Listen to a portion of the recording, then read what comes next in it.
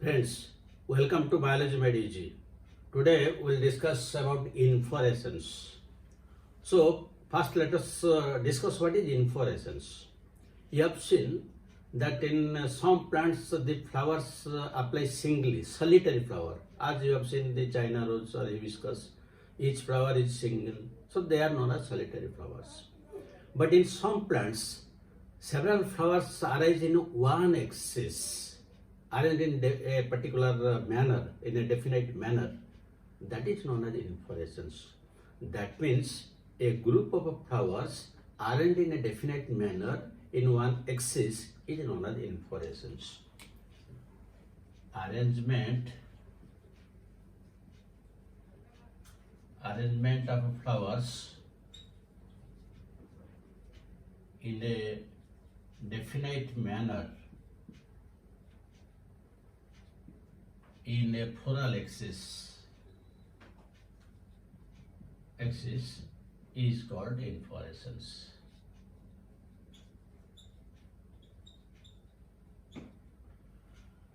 So this when several flowers are present in bunches, in groups in one axis, we call it as inflorescence. Now the inflorescence is mainly of two types. It may be racemose or it may be cymose. The inflorescence is of two types. It may be racemose or it may be cymose. Now what is the difference between these two? This is one long axis. In the long axis, the bigger flowers will appear in the lower part of the axis, while the young flowers will be toward the upper side, and gradually these will be the young buds. This type of inflorescence is known as racemose inflorescence. While in case of cymose type, first the axis terminates with one flower. That means the further growth is restricted. It cannot grow further. But here the growth is indefinite, and here it becomes definite. Then how the next flowers will come out? The next flowers will come out below it. Suppose here one flower comes out and here another flower comes out. Then what about the next flowers? The next flowers will come only in these portions. This is the basic difference between the racemose type and cymose type. And if we will discuss the differences, what are the major difference between the racemose and cymose type, then we can write.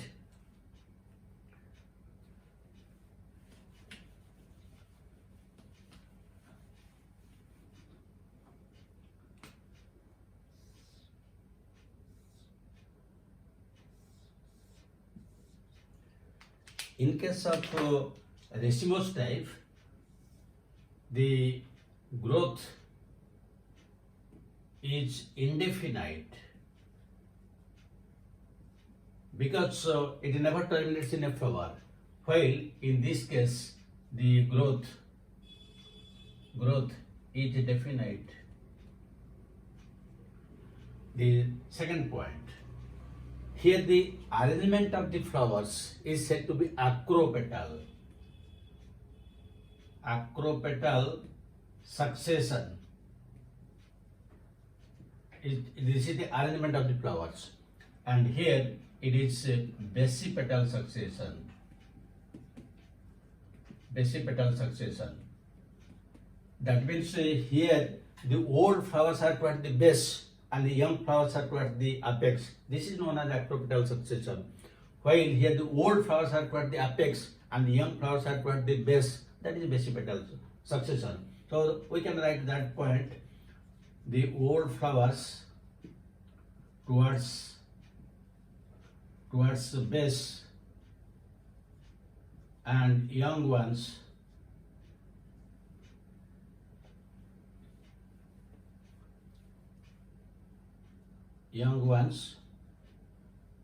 towards apex.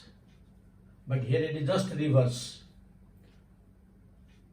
Here the old flowers are towards apex and young ones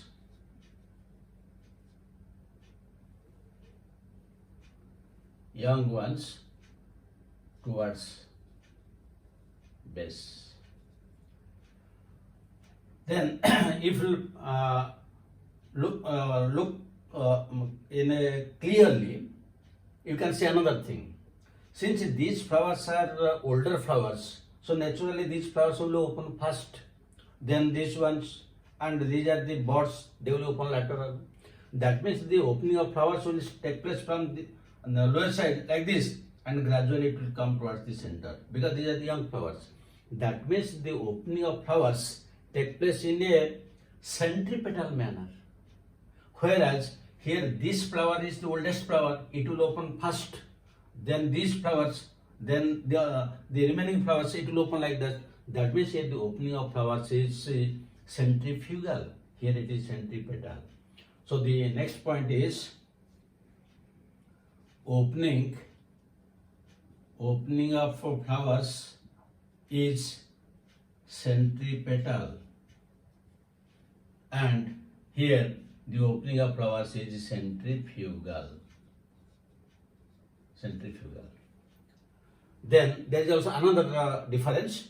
Here the internodes between the flowers is very short internodes, but here the internodes are bigger. So the next point you can write short internodes between flowers, while here long internodes between flowers. So these are the major difference between the Racemose type and Cymose type. Here the growth is indefinite because it never terminates in flower, but here the growth is definite. Here the old flowers are toward the base and the young ones are toward the apex. This is known as acropetal succession, but here the old flower is toward the apex and the young flowers are toward the base, that is known as basipetal succession. And here, since the old flowers are toward the base, they will open first and gradually it will proceed toward the apex. That means the opening of flowers is centripetal. But here the old flower is at the top, that will open first and gradually it will move towards the sides. So the opening of flowers is centrifugal. And here the internodes between the flowers is very short, but here there are long internodes are there. These are the major difference between Racemose type, Cymose type. Besides these two types, there are also some special types, but we'll discuss them later on. So now out of these two types, let us discuss the Racemose type first.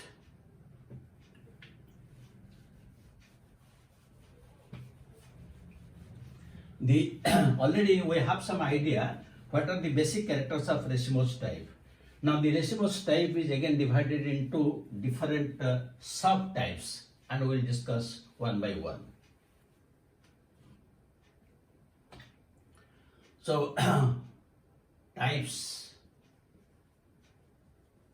of Racemose inflorescence. Types of Racemose inflorescence.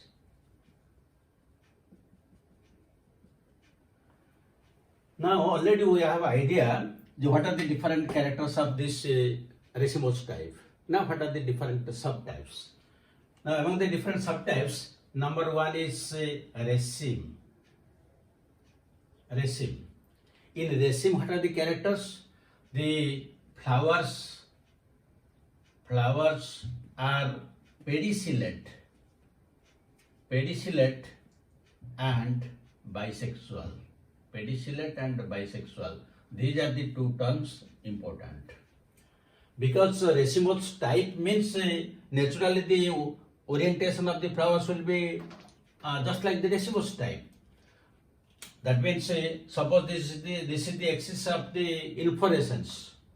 Then suppose this is one flower, this is another flower, this is another flower. These are the different flowers, they are arranged. Now you see, if this is the flower, then this is the pedicel, or we can call it as stalk. That means all the flowers are pedicellate or stalked, and each flower has both androecium and gynoecium, that is stamens and carpels, that is bisexual. So simply if you remember that the raceme means it is commonly the Racemose type, but if the flowers are pedicellate or stucked and they are bisexual in nature. These two characters you have to remember. So here what is the example? The example you can take as a brassica, that is the mustard, and also you can take the example of raphanus, that is a radish. So this is the first one, the raceme type. Now the second one we can call as panicle or compound raceme. Panicle or compound raceme. Now there is no difference between the raceme and compound raceme, which is also known as panicle, except that this is branched. That means again the same characters. The flowers are pedicellate, they are bisexual, but the axis is branched. The axis is branched. That means this is the axis, then this is one branch, this is one branch, and from each branch, now the pedicels and the flowers come out. Likewise. That means this is the raceme, this is the raceme, this is the raceme, but in one axis so many branches are there. So this is known as panicles, means branched. So it is, we can call it a branched raceme or compound raceme. And the common example in this case is golmohur. The example, we can call it a golmohur, whose botanical name is Delonix. And the other examples also we can write. Another example is lychee, and another example is yucca. So this is known as panicle or compound raceme. Now what is the third type? The third type is spike. Third type is spike. In case of spike, there is only one difference from this raceme, because there is raceme and compound raceme, only one difference, this is branched. But in case of spike, you see here this is pedicellate and bisexual, but here there is only one change. The pedicellate flowers will become sessile, that means they don't have stalks, but the bisexual condition will remain same. So here we can write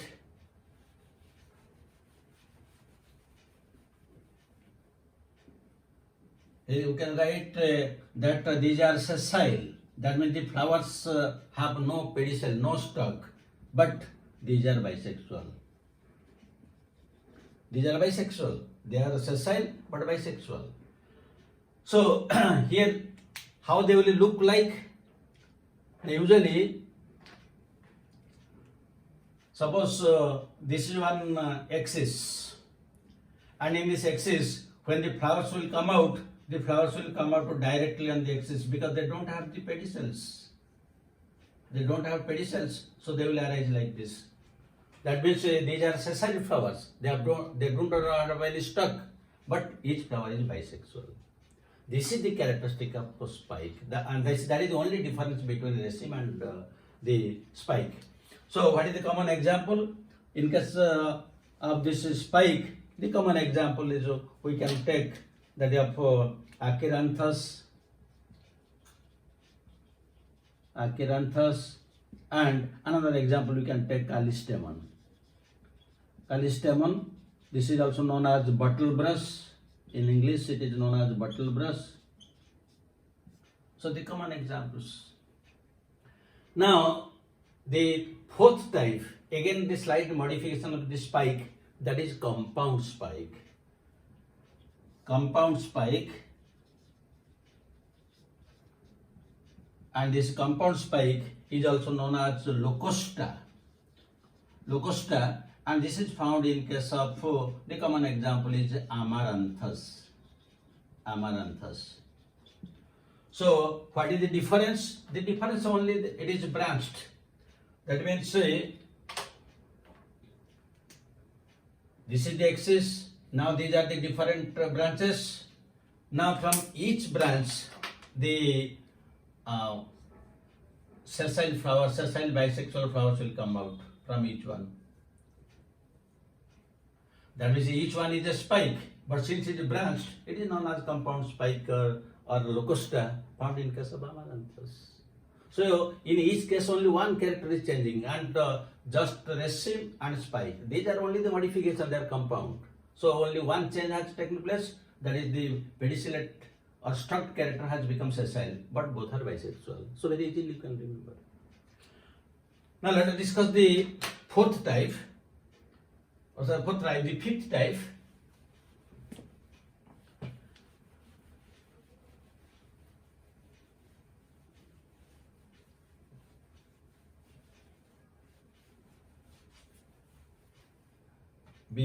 The fifth type is known as spikelet.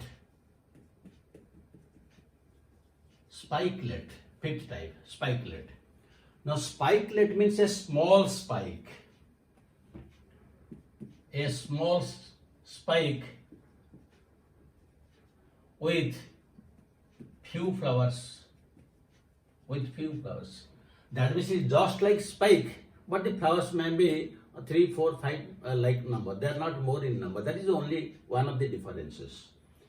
And this spikelet is usually it is found in case of the male flower of maize. Male flower of maize. The spikelet is found in the male flower of maize, and also we'll find it in case of the rice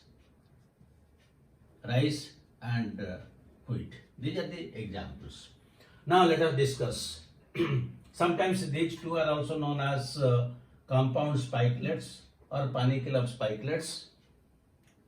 These are also known as panicle of spikelets because these are branched. Now in the spikelet, what is the character? Suppose this is one floral axis. In the base of the floral axis, there are some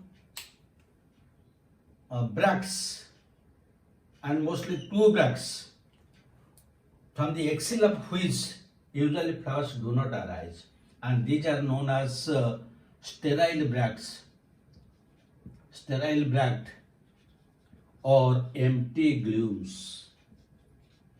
Sterile bract or empty glumes, and from the axis the flowers do not arise. Then from the remaining bracts, there will be another 3 to 4 because only less number of flowers. These are known as fertile bract. This is known as fertile bract or lemma. Fertile bract or lemma. Now from the axis of this lemma, usually the flower comes out. Now the flower will come out from the axis. From the axis of this, it will come out. So this is the flower. Because it has no stalk, it is directly attached, and it arises from the axis of a fertile bract which is called lemma. On the opposite side of the lemma, there will be another leaf-like structure that is known as a palea, or that is also known as a bracteole. That means this side is surrounded by another structure. In each case, another case, this is known as palea, or it is a bracteole. Because this is bract, that is a bracteole. So this is one spikelet. That means in each spikelet there will be only 4 to 5 flowers. At the base of the axis there will be 2 sterile bracts which do not bear any flowers. The remaining bracts are fertile, they are known as lemma. From the axis of each lemma, a flower comes out which is sessile. It is not struct. And from the other side of this lemma, then another the leaf-like structure comes out enclosing the flower, that is known as palea, or that is a bracteole. So this bract and bracteole, they enclose the complete flower. And this is the example in case of also rice. So you have seen in case of rice, the grain is surrounded by 2 husks, and they are nothing, they are only the lemma and palea. Suppose this is one rice grain. Now this rice grain is covered on two sides. This is suppose the inner one, then another outer one, it is covered by another outer one, like this. So these two we call as husk, and this is the grain. So these two husks are nothing, they are only the lemma and palea. One is back, the other is bacterial. So this spikelet type of inflorescence found in case of male flower of maize, not in female flower, only in male flower. That is why that is important from extension point of view, and also it is found in case of rice and wheat. So this is very important from extension point of view. Then let us discuss the sixth type.